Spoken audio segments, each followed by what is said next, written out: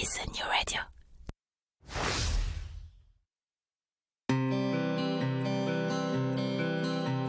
Cela fait partie des choses qu'on n'explique pas.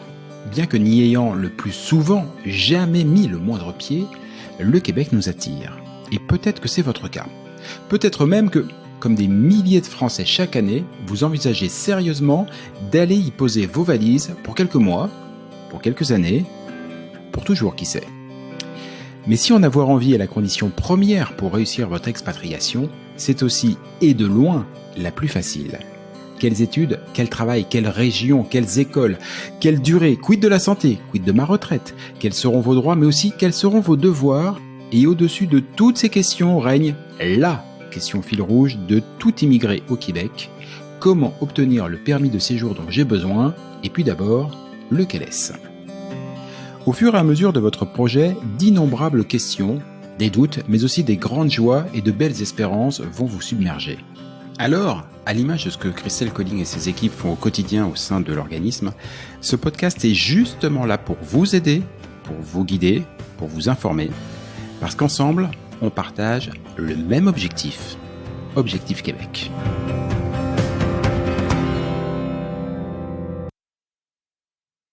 Salut Christelle. Allô Jean-Michel. Objectif Québec, le podcast, épisode 18. Depuis qu'on a commencé cette série de podcasts ensemble, on a évoqué de très nombreux aspects. Et si l'on ressort un fil rouge, c'est que c'est bien celui du sérieux, de l'engagement et de l'investissement que demande la mise en œuvre d'un projet d'expatriation. T'insistes beaucoup là-dessus et sincèrement, je crois que t'as bigrement raison. Une telle débauche d'énergie a-t-elle du sens pour une expérience qui se limiterait à quelques années? Autrement dit, une expatriation réussie est-elle forcément une expatriation définitive? Vous avez 3 heures. Oui, j'aimerais ça avoir ton à chaque fois. Non, on est toujours coupé avec plus petit. Non, c'est bien parce qu'après on dérive trop. Mais c'est vrai que c'est là aussi un grand sujet. Des fois qu'on se pose pas forcément au début parce qu'on est là-dedans, mais c'est une très très bonne question. Et c'est tellement vaste que moi j'irais plus loin, c'est-à-dire que l'expatriation, le projet qu'on met là-dedans, qui peut savoir si ça va être long ou pas dès le début? Bah, on va déjà prendre de la hauteur, personne, d'accord? On a cette envie-là, et certains nous disent oui, j'ai envie de m'expatrier définitivement au Québec. Est-ce que ça va être le cas? Est-ce que le Québec va vous plaire?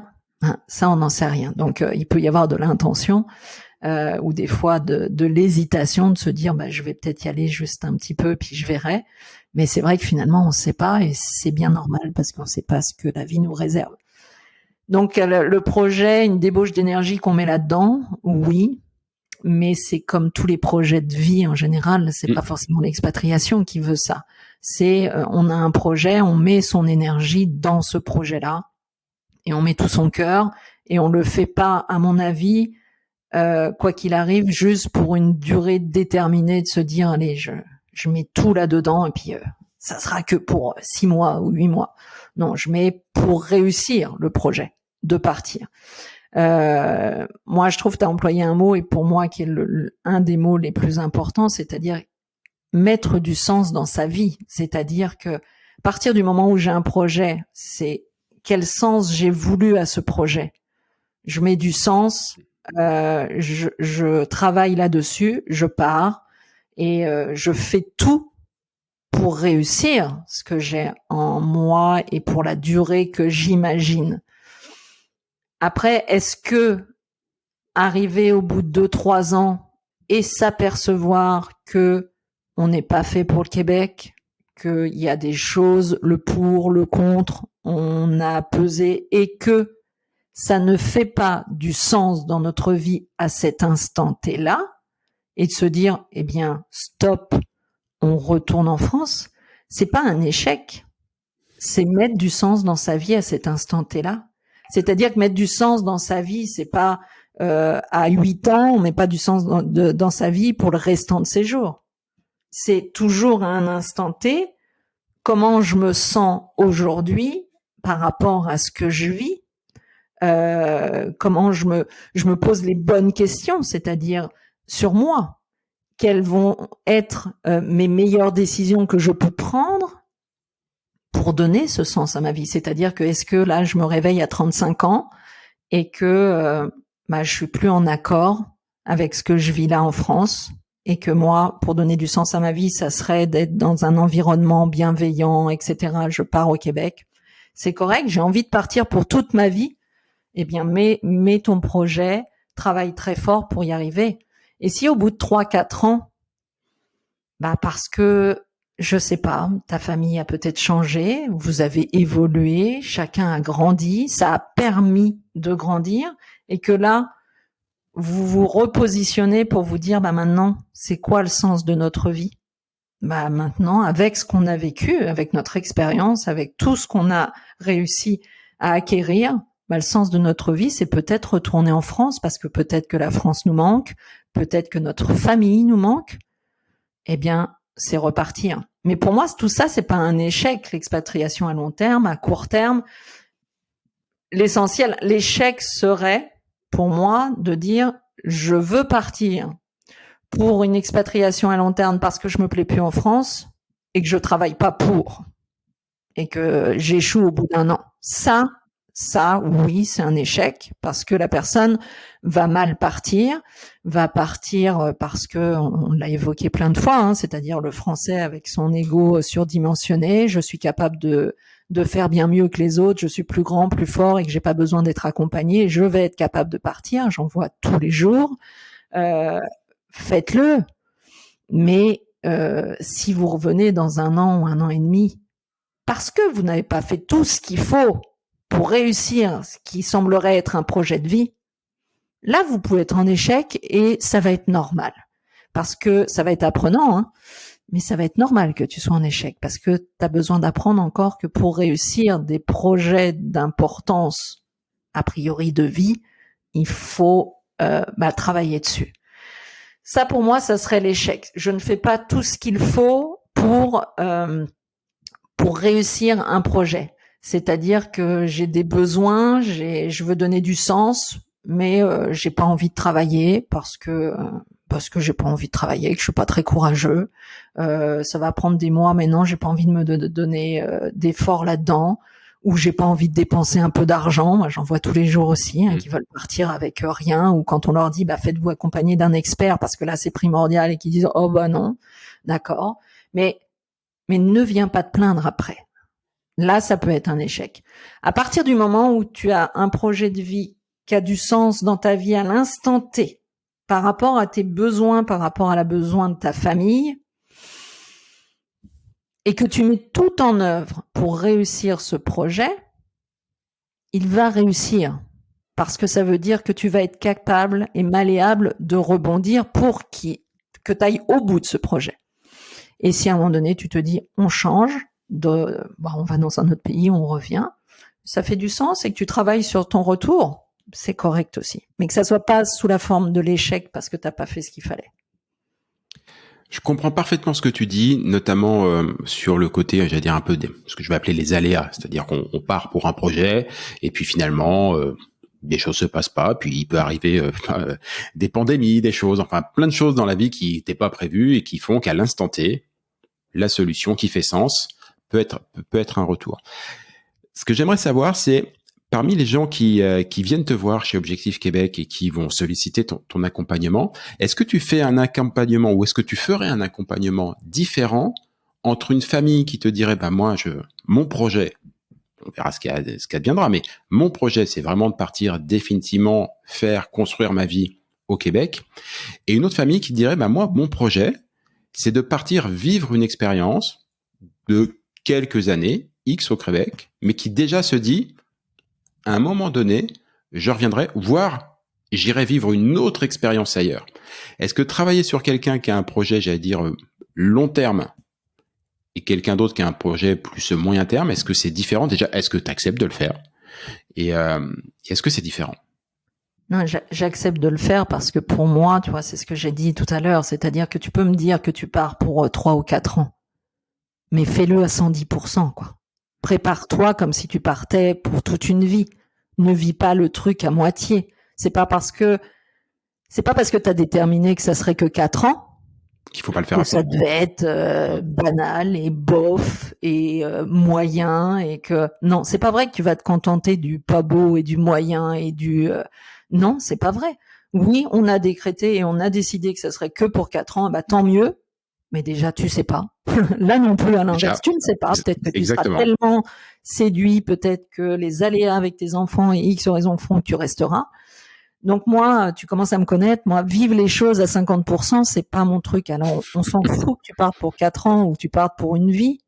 L'essentiel, c'est là, tu as un projet qui est considérable. Vis-le à 110%, mais vis-le en te préparant comme si c'était toute une vie.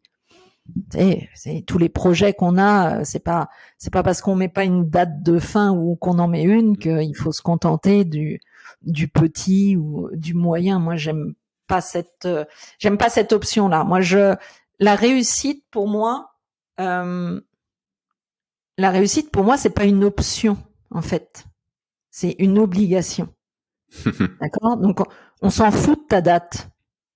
Jean-Michel, on s'en fout qu'il parte pour 3 ans, d'accord? Parce que qu'est-ce que tu vas me demander en t'accompagnant? Tu vas me demander la même chose.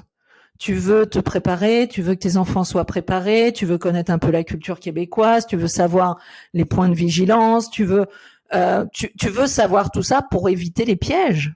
Normalement, si tu as envie de te préparer.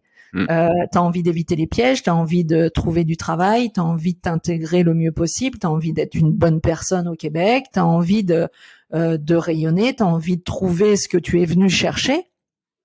Donc, quoi? On parle pas de date. La réussite n'est pas une option, c'est une obligation. Donc tu me dis, Christelle, moi j'ai un projet, et moi je te dis d'accord, c'est une réussite de ton projet que tu veux. Après, que ça soit dans 3 ans, 4 ans, 10 ans, on s'en fout, on veut réussir. Les moyens sont exactement les mêmes à mettre en œuvre. Exactement. Puis on en revient à ce que je dis très souvent ou au premier podcast. En fait, si vous voulez vraiment être accompagné par Objectif Québec, c'est pour ça que je dis la réussite n'est pas une option. C'est que l'engagement non plus. Hein. C'est-à-dire que ne venez pas, surtout parce que vous allez être malheureux. Tu vois, c'est la même chose. C'est-à-dire que si vous venez me voir et que vous voulez une petite vie avec des petites options, bah, ne venez pas me voir. Parce que moi, je vais vous pousser pour réussir. Donc oui, ça fait mal. Oui, des fois, c'est dérangeant. Oui, c'est un petit peu compliqué parce que forcément, si je te pousse à réussir, c'est parce que je vais te pousser un peu plus que ce que tu es capable de faire tout seul. Sinon, tu serais pas venu me voir. Donc, c'est la même chose. La réussite n'est pas une option et l'engagement non plus. Soyez engagés à 110% pour un projet et il n'y a pas de petit projet. Un projet, c'est un projet. On doit le réussir. Dans tous les cas, immigrer au Québec, c'est une ambition et ça doit être vécu comme une ambition. Oui, c'est forcément à la base, il y a quelque chose qui anime toutes ces personnes qui veulent partir. Et généralement, moi, je le dis, hein, quand on accompagne pratiquement que des familles, elles sont animées par les mêmes choses, c'est-à-dire une meilleure qualité de vie. Et ça, je trouve ça extraordinaire. Parce que le fait d'être animé que par c'est pas le mot, mais par cette chose essentielle, bah, ça veut dire que le champ des possibles derrière, il est large. Quand tu veux chercher une meilleure qualité de vie et que t'es pas dans la précision comme certains, hein, quand je dis que j'ai beaucoup de candidats et puis des fois certains qui me disent « Ah non, mais moi je travaille et je veux là-bas, mais je veux un meilleur salaire. » Qu'est-ce que c'est ennuyeux. Non, mais qu'est-ce que c'est ennuyeux. C'est-à-dire que tu veux aller au Québec juste pour gagner plus et puis donc t'as rien compris. T'as rien compris.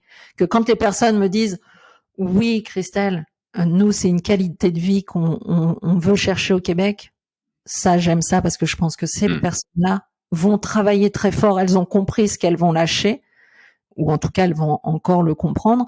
Et elles ont décrété de dire, bon, bah voilà, ça veut dire que c'est très large. Peut-être que au début, on aura une maison un peu plus petite, mais qu'on va finir à 16 heures et puis qu'on aura du temps avec nos enfants et que la qualité de vie, c'est ça, et puis qu'il y aura de la bienveillance. Et donc, ouais. Un projet de vie, voilà. Un projet de vie, ça se définit d'abord par la qualité, plus que par la quantité. Donc, venez voir Christelle pour lui parler de votre projet de vie, la manière dont vous voulez vous réinventer, vous améliorer la qualité de vie et savoir si ça dure 1, 2, 3, 4, 5, 15 ans, 20 ans, c'est... Tu sais, pas le sujet. Jean-Michel, on peut quand tu te maries, hein, c'est pas vrai que tu te maries en te disant je vais m'engager que à 50% parce que je pense que ça va durer qu'une petite vie de 2 ans ou 3 ans. Non, tu t'engages pour une vie. Je suis désolée, même ceux qui ont divorcé à la base, remémorez-vous ce que vous avez pensé au moment du mariage, où on se marie tous en pensant que c'est pour une vie. Voilà, après on maîtrise pas ce qui arrive. Mais l'essentiel, c'est cet engagement-là, j'en parle tout le temps, mais il n'est pas anodin, parce que je sais ce qui se cache derrière. Être engagé, c'est pas juste allez, je suis content, je vais aller faire un piqué à 100 mètres. Non, c'est un état d'esprit. C'est avoir une capacité à travailler aussi. Tu sais, moi, je vois, il y en a beaucoup qui dissimulent aussi, se dire oui, on va travailler, mais en fait, non, quand je dis travailler très fort. Travailler, oui, sur des choses basiques du quotidien, de l'administratif, mais travailler sur soi. On en a déjà parlé, mais formez-vous avant de partir. Complétez. On a tous besoin de travailler sur des choses qui vont nous apporter quelque chose. Mais ça fait mal, ça pique, mais travailler. Donc l'engagement, il est porteur de réussite. Vraiment. C'est exactement pour ça que je voulais qu'on enregistre cet épisode aujourd'hui, parce que sur les gens que j'ai pu rencontrer, avec qui j'ai pu discuter, cette question de la durée de l'engagement peut revenir. Et en fait, je voulais vraiment qu'on fasse cet épisode pour qu'on en arrive à la conclusion à laquelle t'es arrivé quasiment au bout d'1 minute 30, justement, à savoir que non, c'est pas le sujet, les amis. C'est pas le sujet. Ça n'a strictement rien à voir. On est sur une question d'engagement, sur une question de projet de vie. La vie, le temps, c'est pas forcément des choses qu'on maîtrise derrière, et parfois ça nous rattrape dans un sens ou dans un autre. Et globalement, on s'en fout. Effectivement, j'aime beaucoup ta métaphore du mariage. Je pense que si j'avais expliqué à ma chère et tendre le jour du mariage que je m'engageais cool, mais c'était seulement pour 2-3 ans, je serais peut-être pas là en ce moment à enregistrer un podcast avec toi. Je crois qu'elle aurait moyennement bien vécu. Voilà. C'est l'engagement à 110%, il est dans toi, il est pour toi. Et il est valorisant pour le conjoint, il est valorisant pour le projet.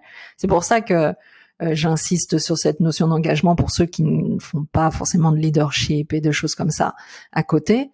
Je vais vous apprendre, mais c'est un état d'esprit. Et on parle des fois des états d'esprit des entrepreneurs. C'est toujours difficile des fois d'expliquer, mais là, pareil, c'est un peu difficile d'expliquer cet état d'esprit. Mais ouais, engagement, réussite. Et généralement, ça fait travail, et puis c'est gain de belles choses derrière, c'est sûr.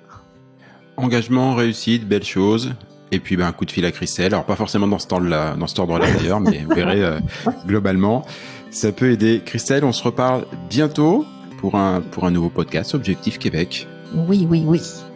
À bientôt. Jean-Michel. Bye. Ciao.